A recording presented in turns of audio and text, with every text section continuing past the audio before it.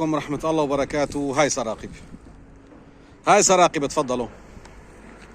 عم تعملوا مدينة إعلامية بتكلفة $1.5 مليار بدمشق.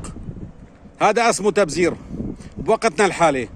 لسه على الناس بالخيام يا أخوي، بلدان مدمرة، وهاي عيني عن مدينة سراقب عن باقي البلدات المدمرة. طيب تعالوا على البلدات المدمرة اعملوا مدينة إعلامية، تعالوا على سراقب اعملوا مدينة إعلامية، تعالوا على معرة النعمان. بتصير هوليود. بدكم مشاهد من العصر الحجري الإسلامي، من العصر الحجري موجود عنا. بدكم مشاهد من العصر الإسلامي موجود. بدكم مشاهد من الحرب العالمية الأولى والثانية موجود. بدكم مشاهد من الحرب العالمية الثالثة موجود. بدكم مشاهد من باب الحارة موجود. بدكم مشاهد من دمار الحارة موجود. لا سقف، لا باب، لا شباك موجود. صحراء، سراقب صحراء.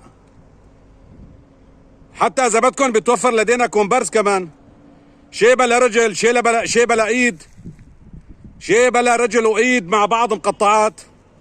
في ايضا عنا بشر بلا عيون بسبب النابال اللي ضربته فينا علينا روسيا، كله موجود. اللي استخدمته ضدنا روسيا النابال الحارق. بدهم اعلاميه $1.5 مليار بالشام ولسه الناس بالخيام. هذا الامر الله ما بيريدوه، ولسه الناس بالخيام والبلدات مدمره.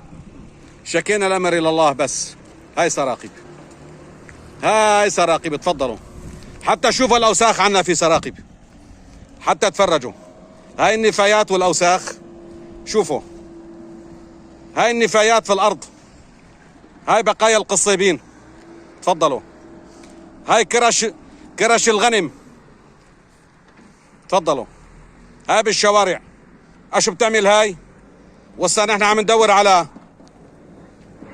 على مدن اعلاميه واستثمار بمليارات الدولارات، ونحن شعب لسه بلادنا مدمره.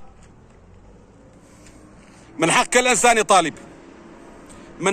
انسان يطالب بحقه في هاي البلد، ومن حق كل انسان يصور وينتقد، لانه اذا ما حكينا ما بتعمر البلاد، اذا ما انتقدنا ما بتعمر البلاد، اذا ضلينا ساكتين عن حقوقنا بلادنا ما بتتعمر.